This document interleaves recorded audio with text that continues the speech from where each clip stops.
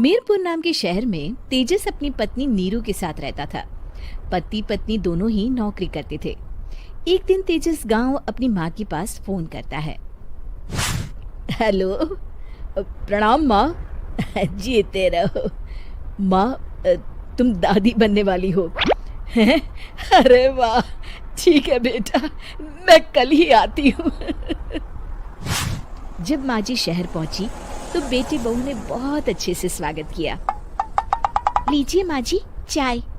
अरे गर्मा गर्म पकोड़े ले आओ माँ के लिए। नीरू रसोई में गई और 2 मिनट में ही पकोड़े ले आई। जी ये लीजिए। बहू जादू से बनाए हैं क्या? अभी तो रसोई में गई थी। यम्मी। माँ जी, शीला रसोई में पकोड़े तल रही है, मैं बस लेकर आई। हे भगवान, मेरा धर्म भ्रष्ट कर दिया तूने। अब तो गंगा जल से शुद्धिकरण करना होगा। दूसरे दिन, माँ जी मैंने नाश्ता बना दिया है, ऑफिस जा रही हूँ। पर अभी तो घर का सारा काम पड़ा है। शीला आती ही होगी, झाड़ू पोछा बर्तन कपड़े वो सब कर लेगी। हमारे जमाने में घर का सारा काम हम ही करते थे। जी माँ जी, आप बहुत होशियार हैं, मैं घर ऑफिस दोनों नहीं संभाल पाती। तो जरूरत क्या है घर से बाहर जाकर चाकरी करने की? वैसे भी घर का काम खुद करने से घर में बरकत आती है, समझी? पर माँ जी। पर वर कुछ नहीं, इस महीने की पगार मिले फिर ऑफिस बंद। हाँ। रात को नीरू तेजस से कहती है, सुनिए जी, माँ जी बोल रही थी कि मैं नौकरी छोड़ दूं। वैसे ठीक ही तो है, अभी तुम्हें आराम की जरूरत है। फिर भी आराम कहाँ, शीला को छुड़ाने के लिए बोल रही थी। तो अब 24 घंटे में इतना काम तो कर ही सकती हो। पर जॉब पसंद है मुझे, घर पर मन नहीं लगेगा। अगले दिन जब दोनों ऑफिस के लिए निकल रहे थे, मेरी तो कोई कीमत ही नहीं है इस घर में। माँ जी, आजकल महंगाई बहुत है, रहन सहन भी बदल गया है, दोनों नौकरी करते हैं तभी ठीक रहता है।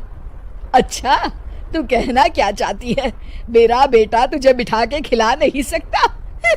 तू ही इस घर का खर्च चला रही है, हैं? नहीं माँ जी, मेरा वो मतलब नहीं था। मतलब खूब समझती हूँ, ये बाल धूप में सफेद नहीं किए मैंने। हाँ। अब तो ये रोज का काम हो गया था। तेजस भी रोज की झिकझिक से परेशान हो गया था। एक दिन उसने कहा, नीरू, वैसे भी तुम्हें मैटरनिटी लीव मिलने वाली है, तो अभी से ही छुट्टी ले लो। पर क्या, मेरी सैलरी अच्छी खासी है। आखिर नीरू ने रिजाइन कर दिया। जब बच्चा हुआ तो घर में सब बहुत खुश हुए। कुछ दिनों बाद तेजस फाइल देख रहा था। क्या हुआ तेजस, कुछ परेशान लग रहे हो? हाँ, वो हमारी जितनी सेविंग्स थी वो तो हॉस्पिटल में और छठी के फंक्शन में खत्म हो गई है नीरू। और अभी वैसे मंदी चल रही है तो मैं बोल रही थी कल मुन्ना को हेपेटाइटिस का टीका लगवाना है। नीरू, क्या पोस्टपोन नहीं कर सकते? नहीं जी, बिल्कुल नहीं। अब तेजस को समझ में आ रहा था कि उससे गलती हुई है। पैसों की कमी का असर घर के माहौल पर भी पड़ रहा था। अगले दिन, बेटा मेरा चश्मा और ये दवाइयाँ ले आना, पर्चा देते हुए माँ जी ने कहा। जी। तेजस, मुन्ना के लिए दूध का डिब्बा और डायपर भी ले आना, और ये किराने के सामान की लिस्ट है, इसे भी लाना है। तेजस गुस्से में लिस्ट मरोड़ कर फेंकता है और चिल्लाता है, पैसे क्या पेड़ पर उगते हैं? ये ले आना, वो ले आना। अरे पर ये जरूरत का सामान ही है। वो गुस्से में बिना कुछ कहे ऑफिस चला गया। अरे अरे लंच तो ले जाइए।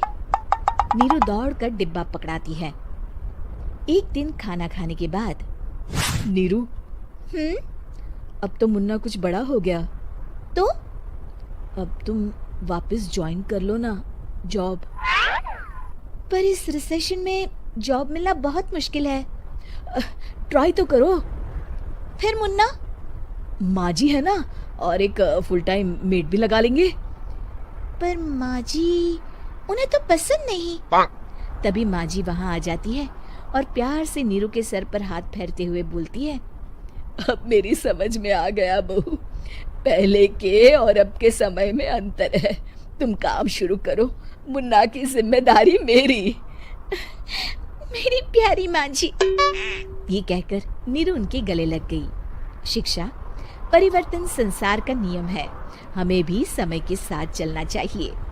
उम्मीद है कि आपको हमारी ये कहानी पसंद आई होगी।